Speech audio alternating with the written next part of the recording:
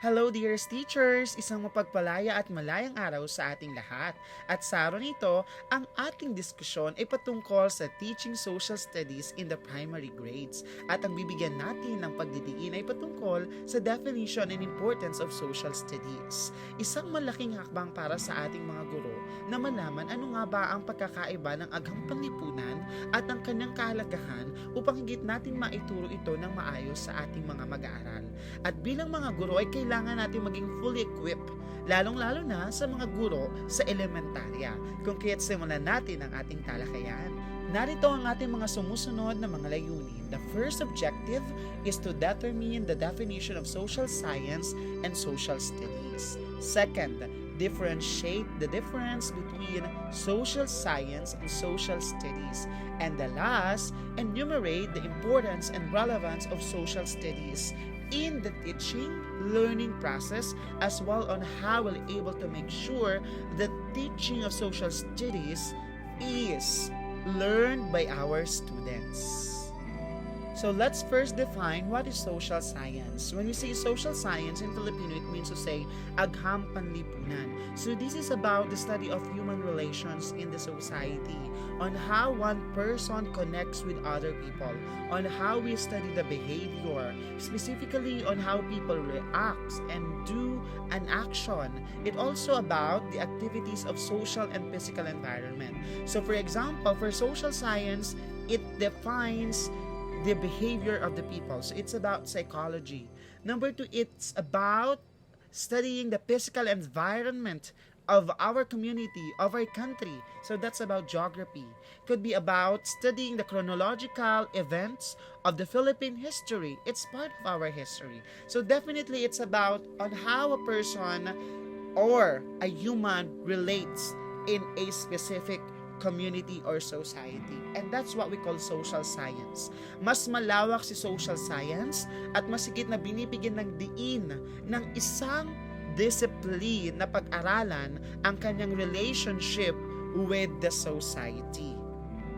Moreover, when we say social science, it's an independent and unified subject. So, it is not related with other subjects. It's not an integrated subject, but it is an independent and unified subject. For example, psychology is an independent and unified subject.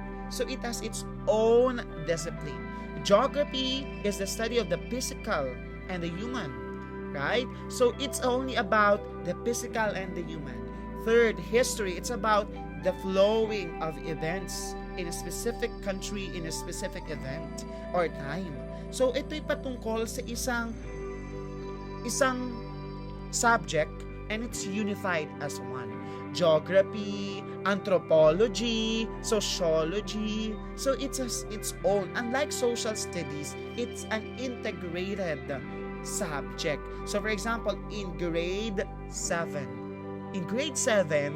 it's a mix up of geography, of civics, of law, of human rights, and history. But in social science, it's an independent. So it also scopes with 1, human behavior, 2, human relation, study of the past and man-made institutions. Kaya dyan papasok yung sociology, anthropology, psychology, theology is also part of social science. So there are so many lessons and subjects that you're going to talk about in order for you to understand the human behavior, the human relation, the study of the past, and in connection with man-made institution. Again, when we say social science, it's a classified as independent and unified subject. On the other hand, when we say social studies, it's about araling panlipunan. So this time, mas mababa si social studies kaysa kay social science. Kasi si araling panlipunan, it's a combination of the unified subjects in social sciences. So what is araling panlipunan? It helps students to acquire and learn knowledge, skills, and values that will prepare them to be competent and responsible citizens throughout their lives. Kanina, si social science, it's the study of human relations. So, paano mapag-aaralan ang human relations? Gagawin yan sa social studies. upang maging mahubog at makilala bilang isang competent and responsible citizens. Kasi kapag ang isang citizen ay responsable and productive, it will help to develop the society. And the aim of the social science is to develop human relations. So, mas may achieve natin ang layunin ni social science kung kay social studies pa lang ay natuturo na sa mga bata on how to become a responsible citizens. Likewise, social studies is a multidisciplinary or interdisciplinary subject.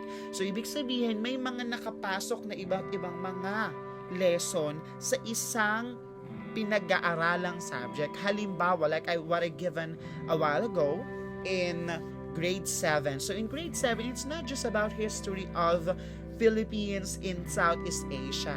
It's integrated. So, first quarter, you will able to study about the geography.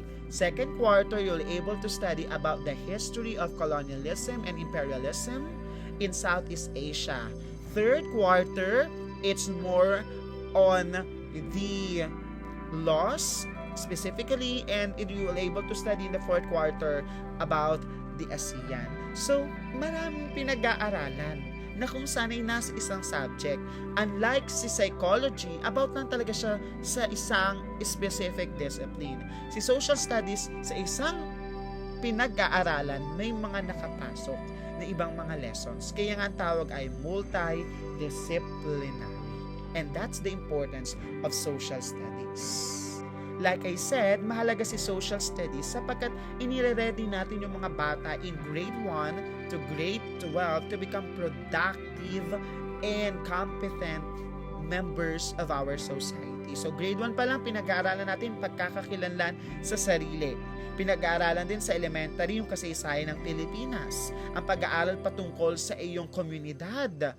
So, everything is there. So, when it comes to grade 7 naman, pinag-aaralan yung Pilipinas sa Timog Silangang Asya. Grade 8, ang kasaysayan ng Asya at daigdig bilang bahagi ng matatag curriculum. Grade 9, economics. Grade 10, mga kontemporanyong issue na kung saan ay mahalaga upang higit na mamulat ang kamalayan ng mga kabataan. But specifically, social studies is very important. Number 1, it helps students to understand their place and climate. Since we're talking about geography, human and physical geography, it's very important for us to understand where am I going? What is this place? What is the capital of this country? What continent is this country belong? And that's why in geography, we're talking about the place. Geography is very important. You will able to know kaya pala ito yung aking lugar and klima because I'm living in this country. I'm living in this continent. And this is very important to our youth and to our students in primary grade because they need to first determine the directions. Paano ko uuwi? Paano ko papasok sa paaralan? Second, it opens to develop our critical thinking and decision-making skills. It's very important. For example, if we're talking about current events, ano ba yung position mo about in a specific event or a specific issue? For example, what's your position on the impeachment of a leader of the country? What's your position about the ongoing corruption in the world? So you need to determine ano ba yung dapat mong gawin. And sino yung dapat mong bigyan ng iyong position. Of course, when it comes to developing critical thinking skills and decision making, papasok dyan yung researching. You need to have a fact-checking. You need to have a proper researching in order for you to achieve the proper solutions and decision in a specific matter. 3. Social studies is important because it involves to address societal issues and global concerns with the use of varied instructional materials and resources. Kaya pinag-aaralan nga sa social studies, number 1, we have balitaan. To educate, to enlighten people about the issues, global concerns, especially climate change, global warming, diba? Illegal mining. So, binibigyan natin ng paraan na maintindihan ng mga bata ang mga pinag-aaralan patungkol sa ating lipunan in order for us to get and to gain and to learn with the use of our instructional materials. Hindi naman yan, ito yung lesson. Hindi naman ganun. Ginagawa natin ito, we are involving them because they are part of these societal issues and global concerns. Pinapakita natin that you're part of this because you're also part of these solutions. At sino bang gagawa ng solutions? Of course, the people, na kung saan kabilang ang mga mag-aaral. And that's why it's very important to educate them. Diba? Because if they know on how to make solutions to the problems, they can be leaders. Maybe they are readers, but tomorrow they are leaders. Maybe not leaders, but active citizens of the country who are very vocal, who knows how to criticize, who knows to speak, to fight for their rights. So makikita natin mahalaga na bigyan natin ng pagkakataon ng mga bata na mamulat ang kanilang kaisipan and to decide critically on their own. Above all, social studies is very important because it prepares students to participate competently and productively in the country. Kung mabibigyan natin sila ng tamang pag-iisip at tamang paraan ng pagde-decide, hindi tayo nagde-decide sa kanila, well, definitely we are producing productive members of the society. Kung nabibigyan natin sila ng involvement, participation to the global awareness and global issues, mabibigyan natin sila ng pagkakataon na we are part of our society and we can participate actively, competently, and productively. And that's why, hindi lamang dapat alam nila na kailangan ay mag-participate sila, yung pagkaroon ng solusyon, pero dapat sa bawat ginagawa nila, alam nilang kanilang roles, rights, as well as responsibilities.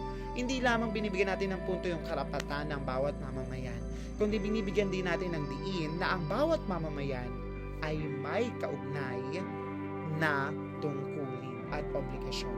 So mahalaga na malaman nila that every right they have, specifically, it has always responsibilities. At kung makikita natin dito, hindi lamang tayo nagpo-produce ng mga batang entitled, kung hindi, nagpo-produce tayo ng students na alam ang kanyang limitasyon at ang kanyang hangganan, nang hindi natatapakan ang kanyang karapatang pantao. And this is the end of our discussion. I hope you learn a lot in our discussion today. For you to understand better and to have a comprehensive comprehension of our discussion, here are the following references that you may use. Paalam at maraming salamat, dear teachers.